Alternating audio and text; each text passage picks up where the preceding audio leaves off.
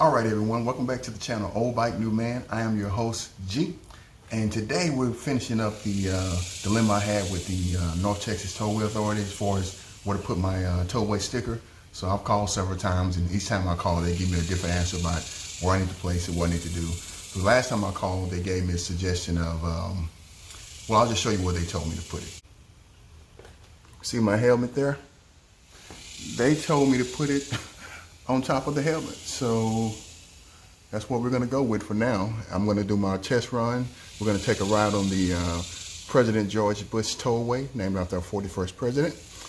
Pretty major tollway system, tollway road, I should say, in the Dallas-Fort Worth area. So I'm gonna get this test run out of the way.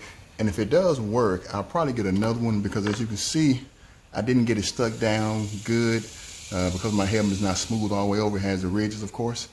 I left a little air pocket and I'm thinking a bug or something's gonna get stuck in there if I don't flatten it out. So we'll see how it goes. Well, let's get on this test ride see if the sticker works, because the license plate will pick up now. I did a relocation kit on there and I'll show you guys that. Just one second.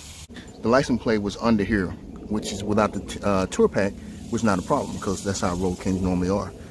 That's not a problem. But what I ended up doing was getting a relocation kit through Custom Dynamics. As you can see, it lowered my license plate down below the lights, and it's visible now. So I have been on the tollway and it picked up, but a couple days later.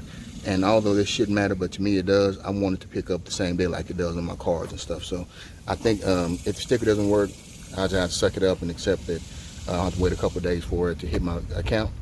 But I know I at least got option now versus before it wasn't picking up at all, and I was scared I was gonna get a bill at the end of a year that's like for $1,000 or something crazy. So let's get on this test ride on the President George Bush Turnpike, and we will pick back up on the road. Appreciate you guys.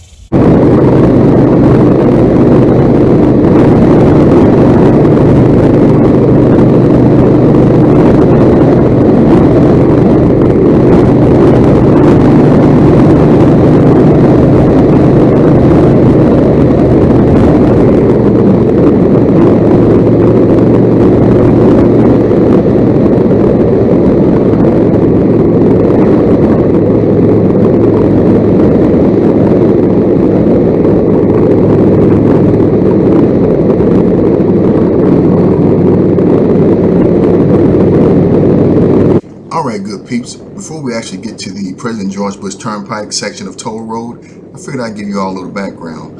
For those of you that do not live in the Dallas-Fort Worth area, or you don't frequent this area often, it may sound just like a regular road to you, but for those of us in the Dallas-Fort Worth Metroplex, it is a pretty big deal. So without further ado, the President George Bush Turnpike is a 52-mile toll road running through northern, northeastern, and western suburbs, forming a partial loop around Dallas, Texas.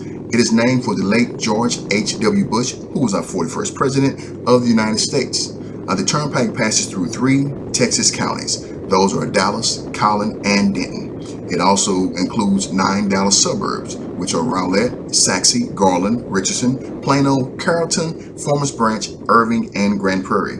Originally, the President George Bush Turnpike was equipped with traditional toll plazas for cash payment as well as RFID-based toll tag express lanes. However, on July 1st, 2009, the cash plazas were closed and replaced with Zip Cash, which is an OCR-based camera system which reads the license plate and bills the owners by mail.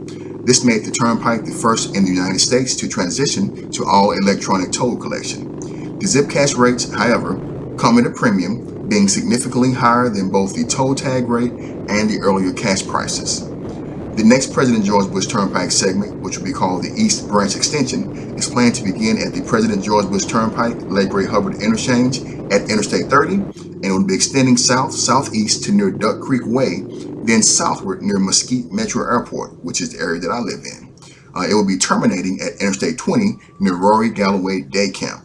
Fortunately for those of us that do live in this area, construction is not expected until 2026. So we have a few years before the traffic gets jacked up, before another few years before it actually gets better. So ultimately, I'm just looking forward to retiring and not dealing with traffic at all. All right, y'all, enjoy the ride on the PGBT, as we call it, President George Bush Turnpike. Peace.